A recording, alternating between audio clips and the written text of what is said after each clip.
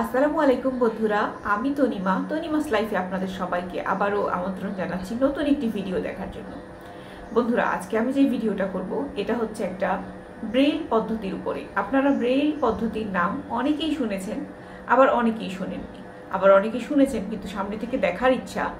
তো যাদের কখনো ব্রেইল পদ্ধতি দেখার সুযোগ হয়নি তাদের জন্যই হচ্ছে আমি আজকের ভিডিওটা করেছি।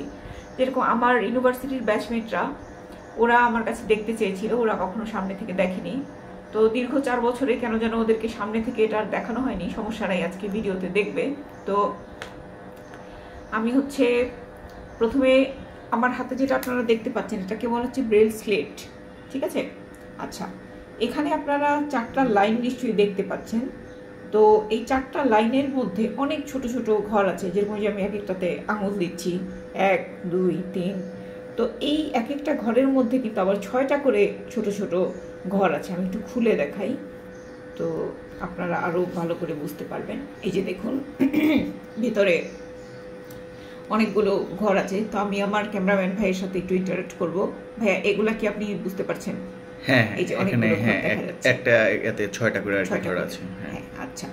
এখন এই স্কেলটার মধ্যে যেটা করতে হয়, একটা কাগজ দিতে হয়। তো ব্রেইলের জন্য হচ্ছে আলাদা কাগজ আছে মূলত। আর এইটা আমার হাতে যেটা, মানে নর্মালি হচ্ছে আপনারা যারা কালি দিয়ে লেখেন তাদের থাকে কলম, আর আমরা এটা দিয়ে হচ্ছে এখানে মানে ফুটো ফুটো করে যেহেতু লেখাটা হবে, এটাকে বলা হচ্ছে স্টাইলাস, ঠিক আছে? তো এখানে আমার কাছে অবশ্য ব্রেইল কাগজ এই মুহূর্তে নাই, কারণ আমি হচ্ছে অনেকদিন ধরে ব্রেইলে লেখাপড়া করি না।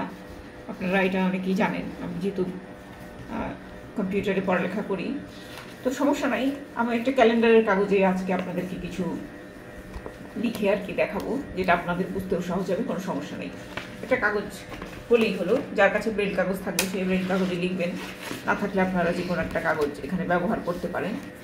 তো এই যে আমি হচ্ছে কাগজটাকে প্রথমে এখানে সুন্দর করে সেট করব।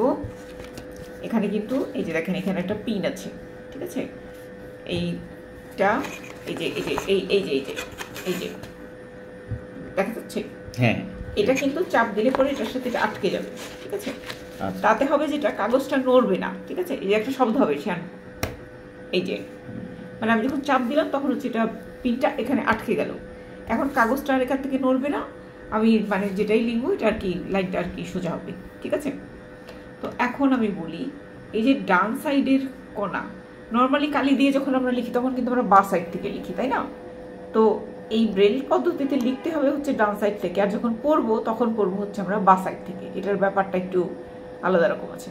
আচ্ছা, এখন আমি যেটা বলছি, এই যে একদম ডান সাইডের উপরের প্রথম যে কোণার ঘরটা, এখান থেকে আমরা গুনি 1 2 3, আবার এই উপর থেকে গুনি 4 5 6, এভাবে করে হচ্ছে 6টা ডট আর কি গোনা হয়। তো আমি যদি এক ডটে একটা প্রেস করি, এই যে একটা শব্দ হলো, আর এই 1-এ কিন্তু 3টা জিনিস লেখা হয়। একটা হচ্ছে এ হবে, আবার বাংলায় যখন আমরা অ বলি সেই অটাও হচ্ছে এই 1-এ ডট দিলেই কিন্তু হয়ে যাবে। বুঝতে পারছেন ভাইয়া? বুঝতে পারছেন? হ্যাঁ হ্যাঁ। আচ্ছা, তো এখানে যেহেতু অনেক কিছু করার সুযোগ নাই, এই 6টা ঘরের মধ্যেই সম্পূর্ণ কাজ আমাদের শেষ করতে হবে, তাই অনেক কিছুর সাথে মিলে যায়। এটা হয়তো আপনাদের কালির লেখায় কখনো হয় না, সবকিছুই আলাদা আলাদা থাকে, তাই না? হ্যাঁ। তো ইংরেজি হোক, বাংলা হোক বা আরবি হোক, যেটাই আমরা লিখি না কেন, দেখা যায় যে একটার সাথে একটা সিমিলারিটি পাওয়াই যায়, ঠিক আছে? শুধু একটু অন্য অন্য ব্যাপার হয়। তো আরেকটা জিনিস যেটা, যখন আমরা অঙ্ক লিখি 1 2 3 আমরা লিখি, তখন যখন আমরা 1 লিখব তখন আমরা যেটা করি, এই যে এই 3 4 5 6 এবং পাশের ঘরে 1, এটা কিন্তু হয়ে গেল 1। শুধু এটা অঙ্কের সাইন দিয়ে পাশের ঘর দিলাম 1। তো এইভাবেই হচ্ছে মূলত ব্রেইল লেখা, ব্রেইল পড়ার সিস্টেমটা। তো এত ভিডিওতে, মানে এত শর্ট ভিডিওতে এত বিস্তারিত করা যাবে না। যদি কারো বিশেষ আগ্রহ থাকে সেই ক্ষেত্রে কমেন্ট সেকশনে আপনারা লিখতে পারেন। আর এরকম চমৎকার চমৎকার ভিডিও দেখার জন্য আমার চ্যানেলের সাথেই থাকুন বন্ধুরা, এবং হচ্ছে চ্যানেলটিকে সাবস্ক্রাইব করুন, লাইক দিন, এবং হচ্ছে বেশি বেশি শেয়ার করুন, যাতে এরকম চমৎকার ভিডিওগুলো সবার দেখার সুযোগ হয়। তো আজকে এখানেই শেষ করছি। সবাইকে ধন্যবাদ, ভালো থাকুন।